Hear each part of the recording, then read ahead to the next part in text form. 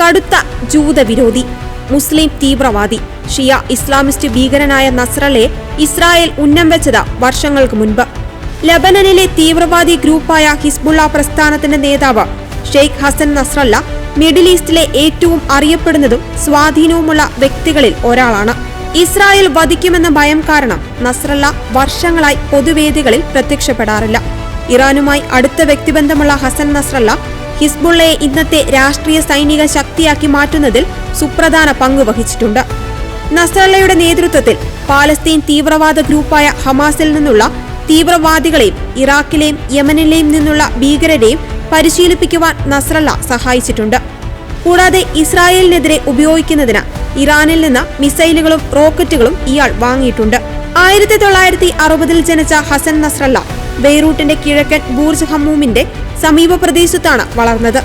അവിടെ നസ്രള്ളയുടെ പിതാവ് അബ്ദുൽ കരീം ഒരു ചെറിയ പച്ചക്കറികട നടത്തിയായിരുന്നു നസ്രള്ളയും 9 സഹോദരങ്ങളെയും വളർത്തിയത്.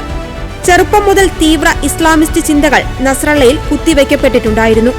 1975 നസ്രള്ളയുടെ തീവ്രവാദ പ്രവർത്തനങ്ങൾ ആരംഭിക്കുന്നത്.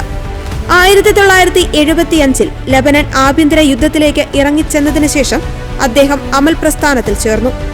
1985 യുഎസിനെയും സോവിയറ്റ് യൂണിയനെയും ഇസ്ലാമിന്റെ മുഖ്യ ശത്രുവായി തിരിച്ചറിയുകയും മുസ്ലിം ഭൂമി കൈവശപ്പെടുത്തുകയാണെന്ന് പറഞ്ഞ ഇസ്രായേലിനെ ഇല്ലാതാക്കാൻ നസ്രള്ള അനുയായികൾക്ക് ആഹ്വാനം ചെയ്യുകയും ചെയ്തിരുന്നു.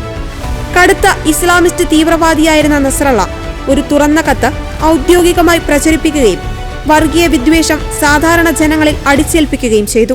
നസ്രള്ളയുടെ പ്രഭാഷണങ്ങളിൽ ആകൃഷ്ടരായി നിരവധി യുവാക്കൾ ഹിസ്ബുള്ളയുടെ ഭാഗമാവുകയും തീവ്രവാദ പ്രവർത്തനങ്ങൾക്ക് ഇറങ്ങിത്തിരിക്കുകയും ചെയ്തു.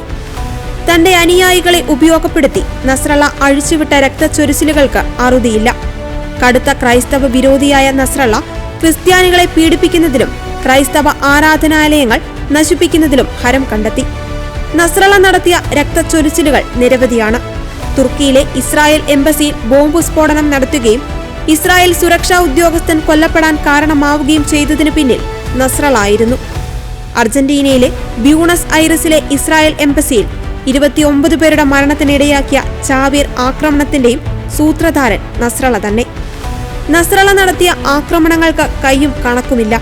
അമേരിക്കയ്ക്കും ഇസ്രായേലിനും മറ്റ് യൂറോപ്യൻ രാജ്യങ്ങൾക്കുമെതിരെ സിറിയ, ഇറാൻ പോലുള്ള മുസ്ലിം രാജ്യങ്ങളുടെ പിൻബലത്തോടെ നസ്രള്ള നിരവധി പദ്ധതികൾ ആസൂത്രണം ചെയ്ത് നടപ്പിലാക്കിയിട്ടുണ്ട്. നസ്രള്ളയുടെ കൊലപാതകത്തിന് പകരം വീട്ടാൻ ഇസ്രായേലിനെതിരെ അണിനിരക്കാൻ എല്ലാ മുസ്ലിങ്ങളോടും ഇറാന്റെ പരമോന്നത നേതാവ് ആയത്തുള്ള അലി ഖമേനി ആഹ്വാനം ചെയ്തിട്ടുമുണ്ട്.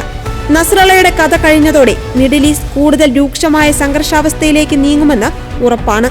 എന്നാൽ ഒരു മുസ്ലിം രാജ്യങ്ങളുടെയും വെല്ലുവിളികൾക്ക് മുന്നിൽ ഇസ്രായേൽ തളരില്ല എന്ന് ഓരോ ആക്രമണത്തിന് ശേഷവും ഇസ്രായേൽ തെളിയിച്ചുകൊണ്ടിരിക്കുകയാണ്.